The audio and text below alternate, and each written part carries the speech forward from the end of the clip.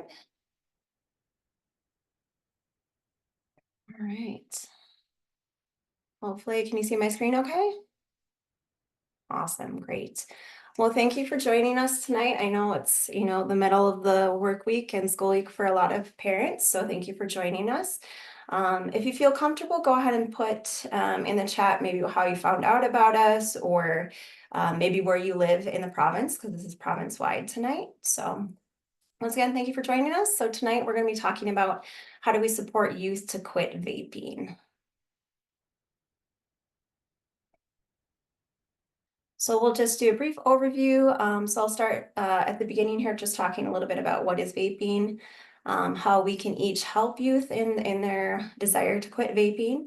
We'll look at how QuitNow services can support you and your family. We'll look at what some of those services might be, and then we'll have a short time for questions and answers at the end. So briefly, I'll just say that my name is Beth. I'm the manager of behavioral coaching and outreach at QuitNow, and that is at BC Lung Foundation in Vancouver. So myself, I have a background in health coaching and I have my master's in public health, and I love to focus on health promotion. I currently live in Burnaby, but I have ancestry from Europe, and I'm from the United States. And I'll pass it off to Kaylin.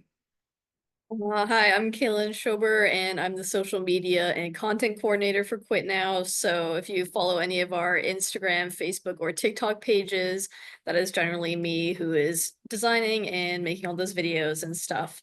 And you can find us at QuitNow BC if you are interested. We have lots of tips for quitting and how to help people who are quitting. And yeah, I'll drop our social media information in the chat here. Awesome. Thanks, Kaylin. She'll be helping tonight if you have any questions about tech or anything along the way. But questions in general, we just ask that they're kept to the end because I can't really see everybody on my screen. And so I'll just answer those at the very end of the presentation. And then just before we get going a little bit further, we just want to do a brief land acknowledgement.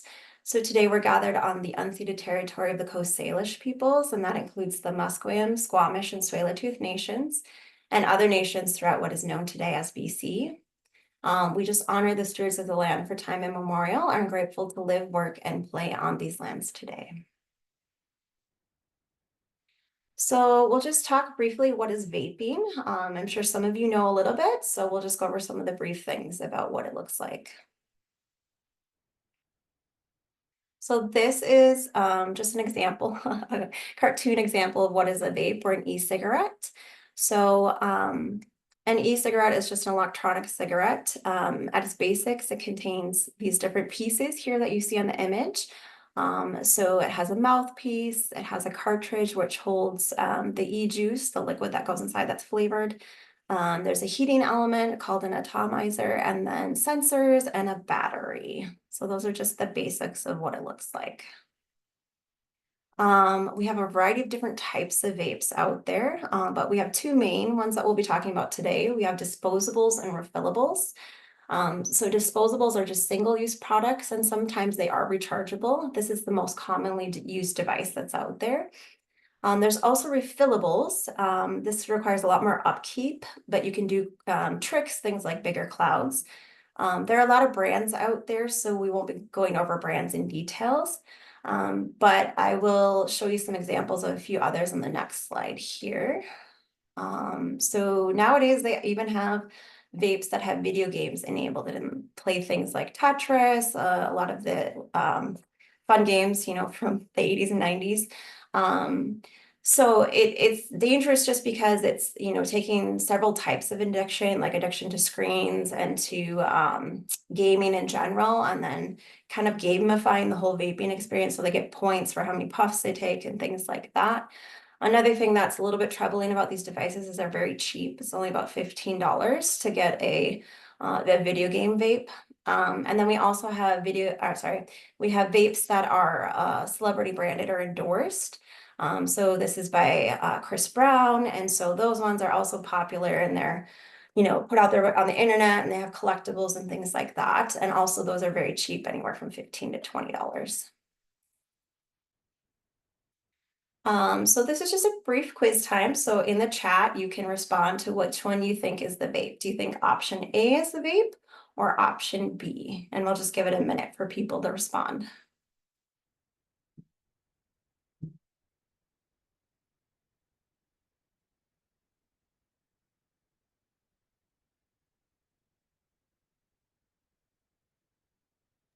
We're getting mostly option B guesses and one option A. That's actually option A. So I like for me, the trick when I looked at it was it says highlight instead of highlighter. Yeah, but it's super tricky, right? Because they look just like an everyday object that you can hide in your school supplies or office supplies. So yeah, it can be very stealth. So what is actually inside the vape beyond the image that we showed earlier? There's potential carcinogens and some of the chemicals that they put inside the e-liquid. We have different varieties of metals, such as lead, which we know is poisonous, ultrafine particles, which can get deep into the body and the bloodstream. There's other chemicals that we don't even know what they are. We're just learning more and more as studies are being done. But we do know that nicotine is very highly addicting.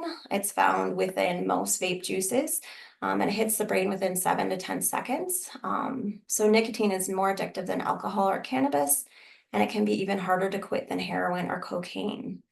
I also just wanted to point out that while we know things about what's being sold in the e-juices and things in the stores, for example, all legally sold vapes in BC that contain nicotine or cannabis, it can't have both, right? So, but there are folks out there that are mixing those two. There are also people that are out there making their own vape juices at home.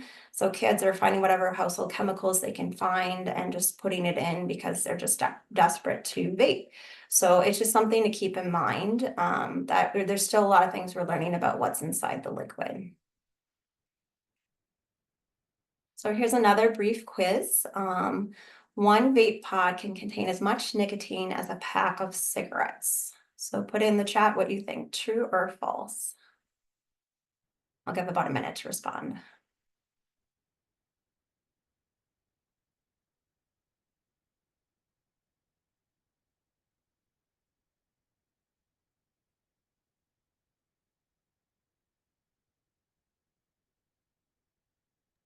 Everyone so far is saying true.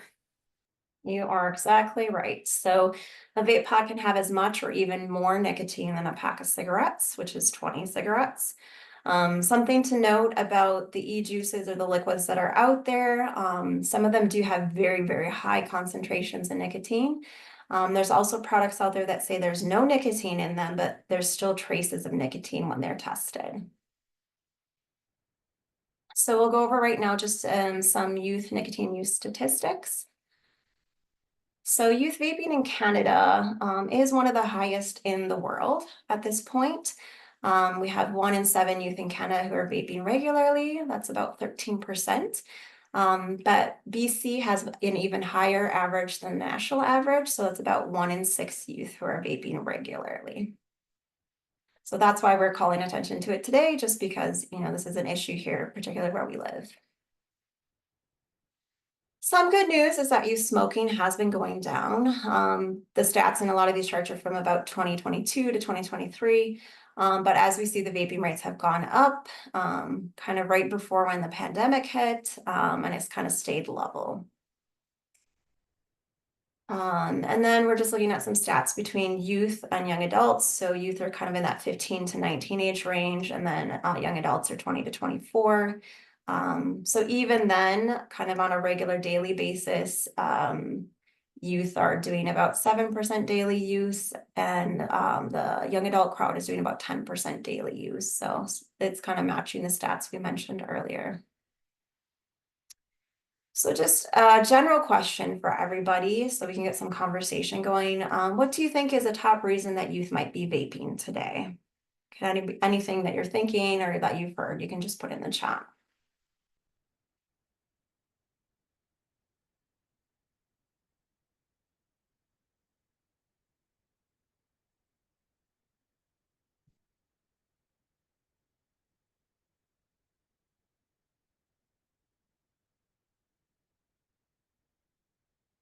We're getting social connections / fitting in, experimenting, stress, peers, and that is all for right now. Okay, great. And you basically hit a lot of the things. Yep, that pressure to fit in socially is super big, especially in the teenage years. Coping with stress and mental health, as we've seen, it's kind of particularly epidemic right now amongst our youth. And depending on where people live and what they're doing, there's that, boredom or experimentation factor. And then another reason is just like the influencers that are out there, right? So social media, a lot of people that young people are following, also just the youth-friendly marketing and packaging.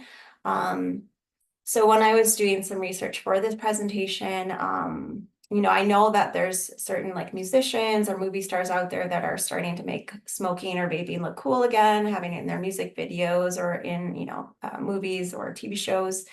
But when I was looking around, I found a website that said there's over 300 people who are known vaping influencers. Like that's a lot. So they're out there on social media, um, promoting these different flavors, different brands, for money. But, youth are still developing and they don't know, right? That this is just an influencer. So something to keep in mind.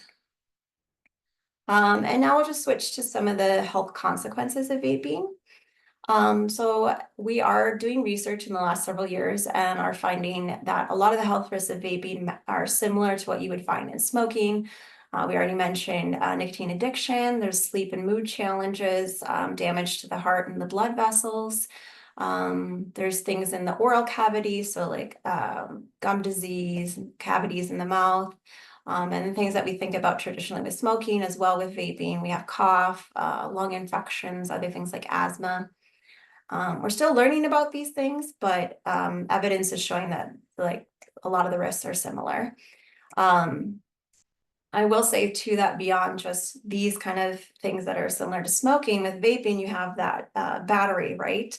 And so because of that, some youth are getting burns on their hands or on their faces. They've had explosions of vape devices. So there's extra risk when using a vape. And then specific risks for vaping for youth and young adults. As we know, the brain is still developing before the age of 25, and some people even say up to 27. And so therefore youth are more susceptible to the effects of nicotine and at an increased risk of lifelong addiction. So some of the challenges that might be faced specifically in this population are just an increased risk of mood disorders, impaired impulse control, and impaired attention and memory.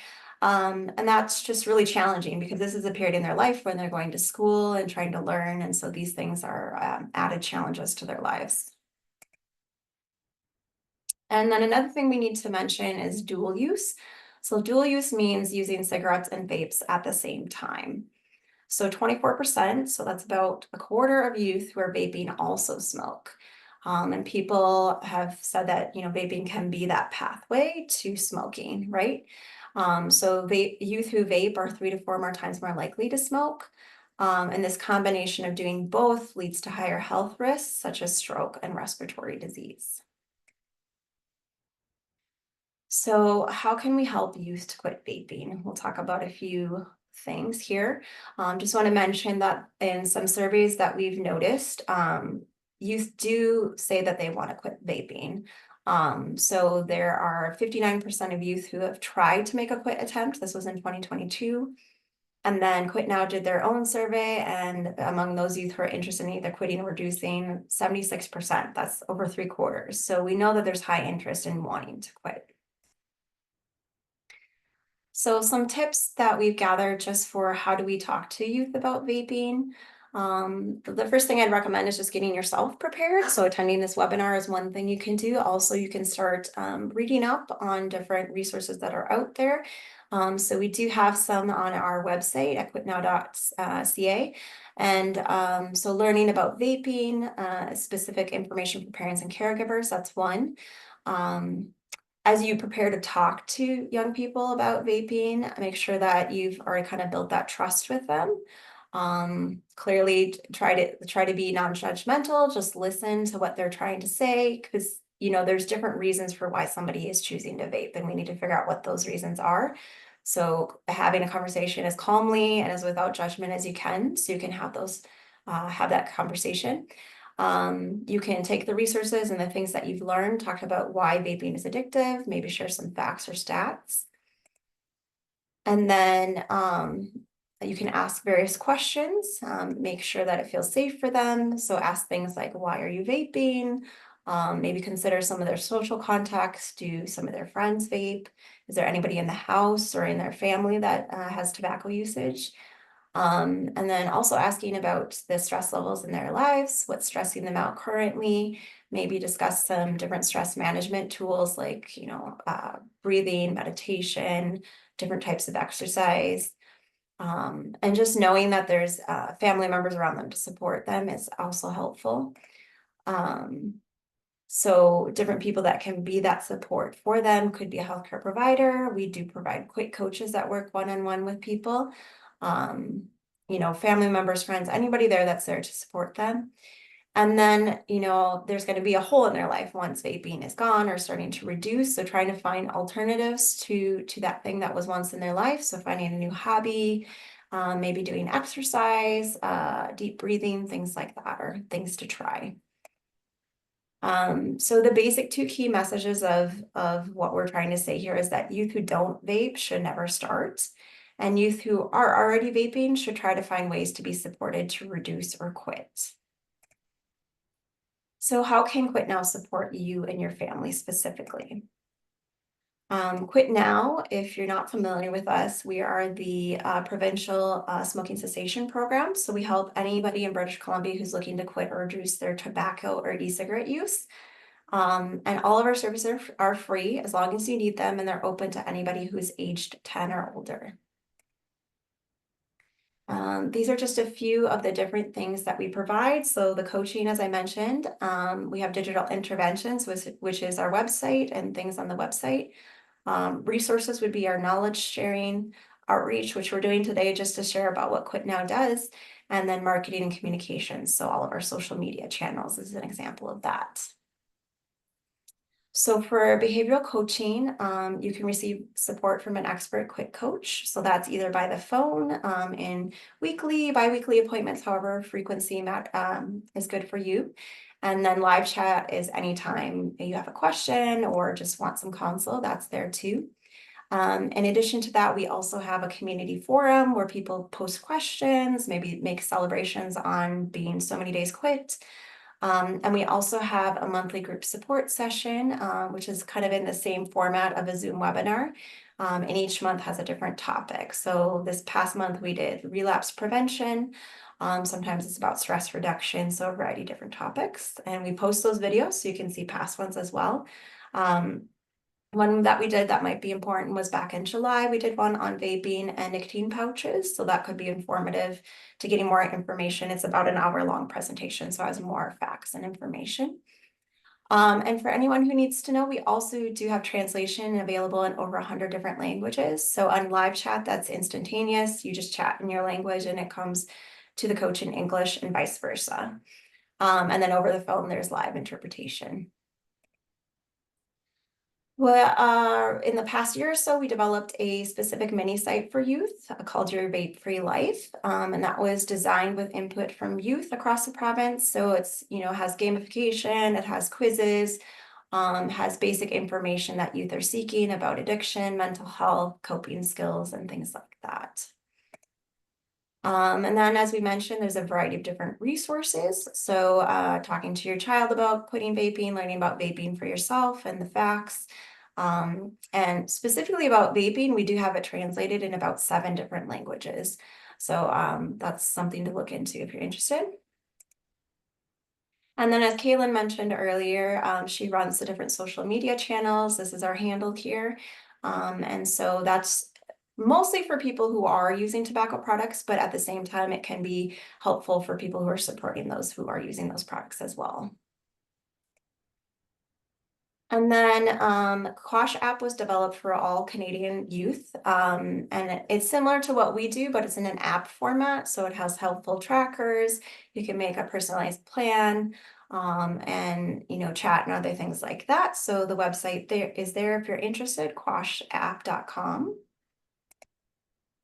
So yeah, that's a brief overview of QuitNow services. If you want to get in touch with us or with me, these are the website and my email address.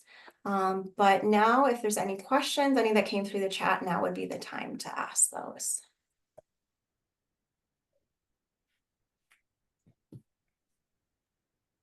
We didn't have any questions come up during the presentation, but Okay, I can give everybody a minute.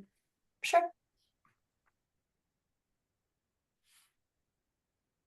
Feel free to unmute yourself, or you can put it in the chat if you have anything specific to ask.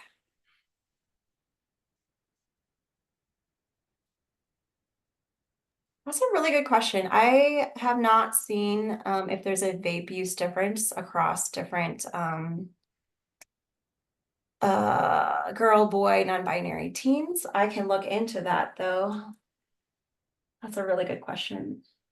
Do you know at all, Kaylin, from your experience with working with that demographic? I think I remember seeing somewhere once that it was growing among girls. Okay.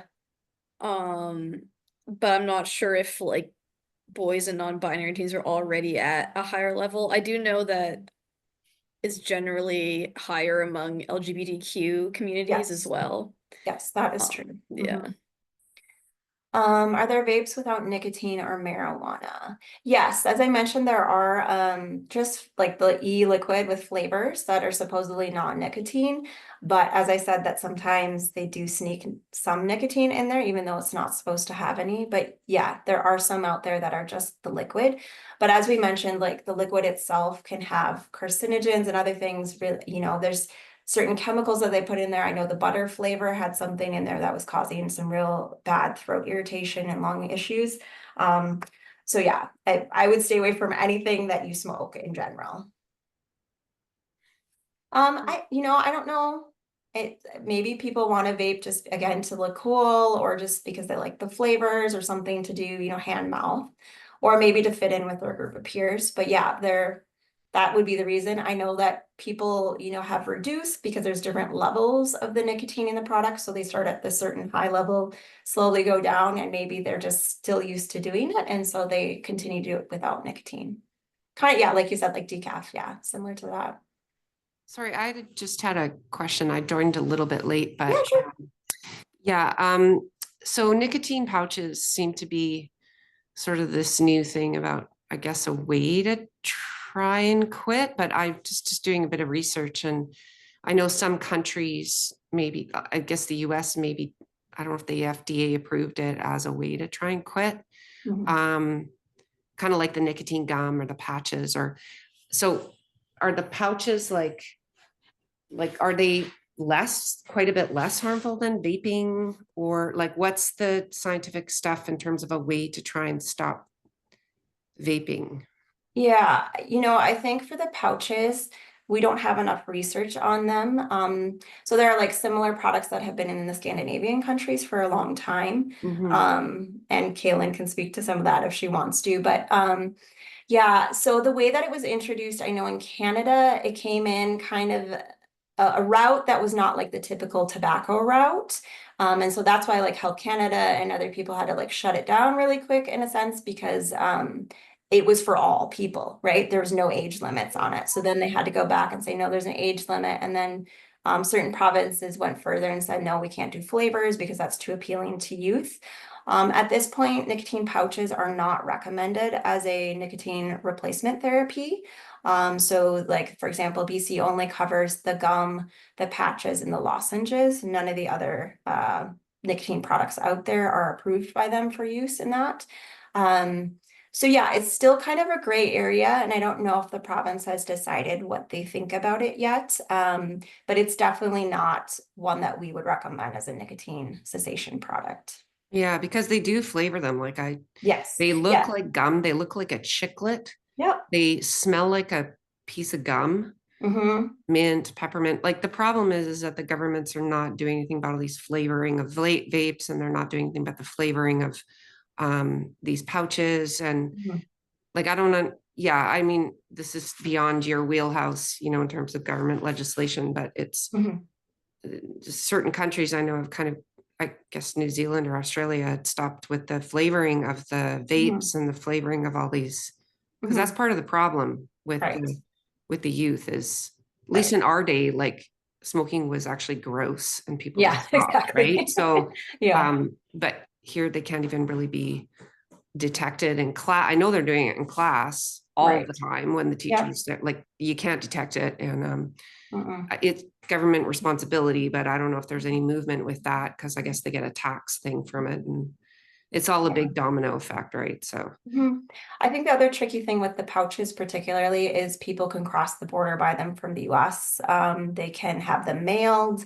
I was reading, I can't remember if it's San Diego or another city, but there's all these laws in place, like they can't be shipped to a home. They have to check the age of the person when they come, all this stuff. None of that's taking place because nobody's enforcing those rules. right. So I think Yeah. that's the part that's tricky. And like even sometimes when they're like, oh, these products need to be behind the pharmacy counter or things like that, still they might pop up in convenience stores, right? So it's that regulation, and are people enforcing those things? Well, it's the same thing. Like, I just don't understand why, they've hidden cigarettes behind walls for a long time. So why Mhm. can't they do the same? I don't Mhm. know. It Yeah, doesn't I seem just, like they're doing much about this for youth. So it's a bit of yeah. an uphill battle and they flavor it. So all Yeah, of it. flavoring is So, the problem for sure. But I think it's hard too because the tobacco industry knows that people think that like smoking, traditional smoking, or not but commercial smoking is gross. And so they've been slowly trying to find these ways to get back into the market. And that's why pouches, that's why all these things and colorful and appealing things to get people hooked. So, yeah. yeah.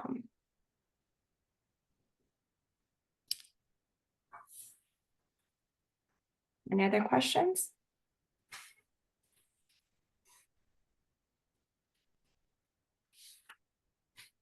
Or anything that would be helpful to talk to your own children?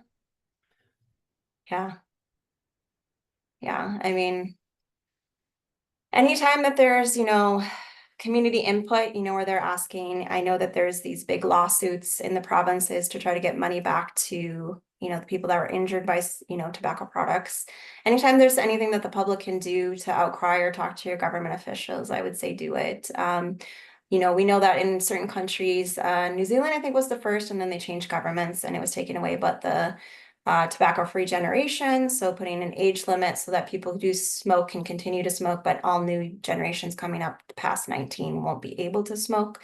So those are things that could be super helpful, at least to make sure that our youth are not getting hooked on these things. Yeah, but yeah, I'm happy to answer more questions, but if you want any more information, please email me, look on our website. I'm happy to share anything specific today that you would like more information on, just let me know. Thank you. There's a good documentary. I thought it's actually, I've showed it to my grade 6, 7 class. It's called The Big Vape. Okay. And The Big Vape. And it's a lot of teens. I mean, it's probably about 6 years old now, but Uh-huh. just the origins of it Yeah. in terms of companies as a product to try and help people quit smoking, but how it Juul was the first one that started all the flavoring. It's all the Right. flavoring to get youth addicted. So Yep. And youth trying to quit and just documenting how the youth feel. And so Mhm. I don't know, it's hard to get our kids to watch things when they're resisting to try and get Mhm. them to stop if they don't want to stop. But it might Right. be useful for kids who have people who have younger children coming up. Mhm. It's a good documentary, The Big Vape. So Yeah, for sure. That's great. I'll look into it. yeah. I just thought of too, so if you do have kids that are already vaping or of youth that are vaping or smoking and they would like to quit, I am running a 5-week program starting the beginning of February. It's all virtual, it's all online. Youth would have to be between the ages of 16 or 18. But it's just kind of helping them get ready to quit, putting those steps into place, quit date, things like that, the tools they'll use, how do they get over cravings, just giving them the tools and the strategies so that they can maintain their reduction or their quit. So yeah, it's Tuesday nights starting in February. So if you know of anybody interested, please send them my way. I'd be happy to have them. We have up to about 15 youth can join. So you'll send that info along. I can, yeah, do you That'd be want me to great, send it to you yeah. personally? I can. Yeah, but lead a horse to water. They have to want to do it. Yeah, So I that's know, the I problem, know. right? I keep sending out this information to parents Yeah, I and know. caregivers, and the kids are like, eh. But there is an incentive of, $10 gift card every session they attend. So, I mean, it's some, Oh, okay. yeah, All right. Yeah, that'd be great. Thank you so Yeah. much. for sure. Awesome, great. Any more questions? If not, you're welcome to take off for the night. Thank you so much for joining us. We appreciate it. Thank you. Thank you Mhm. very much. Yeah, you're welcome.